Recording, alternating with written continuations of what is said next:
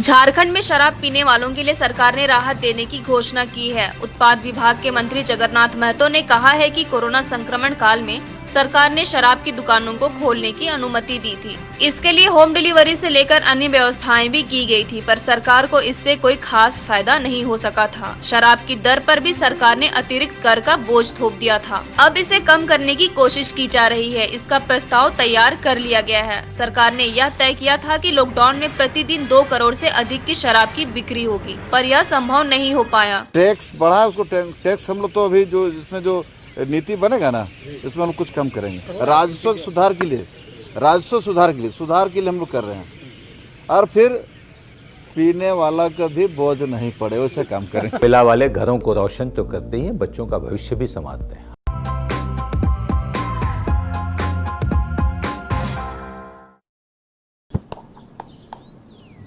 चिकू, तुमने बोला बड़ा रोल मिला है, तो मुझे लगा। क्या लगा? लगा कि सेल्फी तो बनती है। चाचू, मेरा टैलेंट सेल्फी में फिट नहीं होगा। ओह,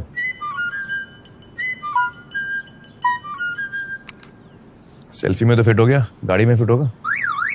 105-degree super wide selfie on Vivo V19. लोगों के घर में झांकना छोड़िए मखीजा, तू भी अपने घर में सेफ पेंटिंग करा ले। शूटिंग के लायक होगा तेरा घर। Asian paints safe painting service. Missed call दें 80504 80504 पे। वाह।